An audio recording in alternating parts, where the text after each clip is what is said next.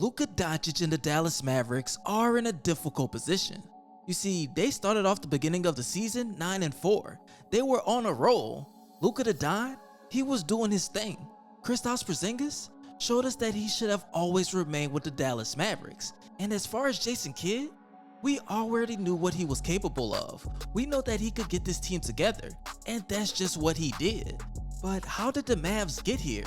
We know that Luka had to sit out with injury, and so did Kristaps Porzingis, but then the safety protocols kicked in, and this team has never been in a rhythm since then.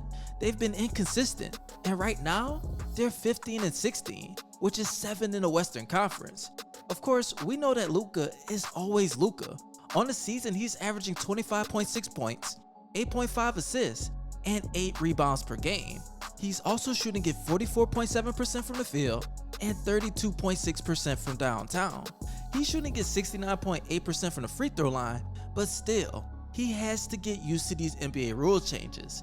Once everything gets back to normal, if he plays the way that he has, he can average 30 points a game. And as far as Kristaps Porzingis, his running mate is averaging 19.4 points, 7.9 rebounds, and 2 assists, with 1.59 blocks, and he's shooting at 43.8% from the field and 28% from downtown.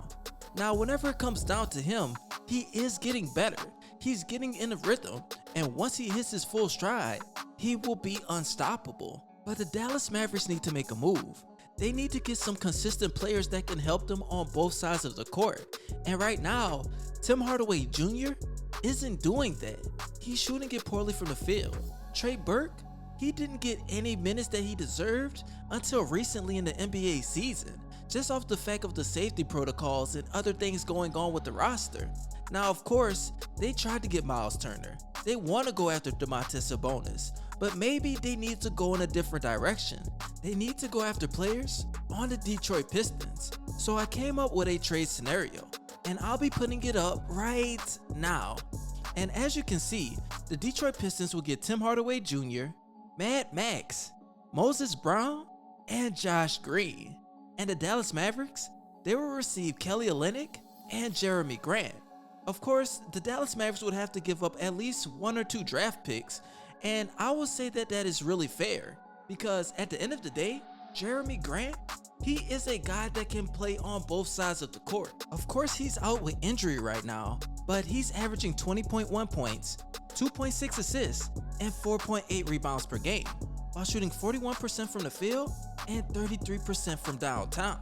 Last season, Grant finished second to Julius Randle for Most Improved Player of the Year, and on top of that, his combination of 3-point shooting and defensive versatility with some playmaking skills mixed into that will make him a perfect fit with somebody like Jason Kidd. He doesn't need the ball in his hands, so that off rip would help Luka the Don. And whenever it comes down to Kelly Olynyk, you know what he can do. He's a stretch big. And last season, the Miami Heat missed him because whenever they went against the Milwaukee Bucks, they needed a guy that can get boards, that can hit the three, space the floor, and put teams in difficult positions. That's exactly what the Miami Heat got from Kelly Olynyk in the year before. In 2019, he shot 40.6% from downtown, and this season he's not doing too particularly well, 34.1%, but you have to look at the Detroit Pistons. They've only won 5 games. There's not a lot of space and there's not a lot of key players that can set Olynyk up. So we have to look into that.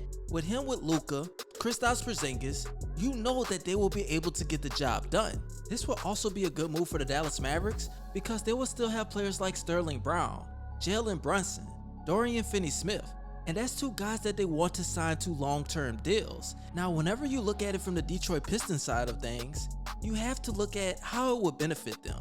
First of all, Moses Brown and Josh Green are 2 guys that they can develop alongside Cade Cunningham. Moses Brown has the potential to be the next Tyson Chandler, and Josh Green is a good 3-and-D player. He can develop into something more, but to say that both of these guys are under 23 years old will show us that they are in that rebuilding process and they can take their time with them. And whenever it comes down to Tim Hardaway Jr., he can light it up at any given moment. He can get you 20 points, 25 points, just like that.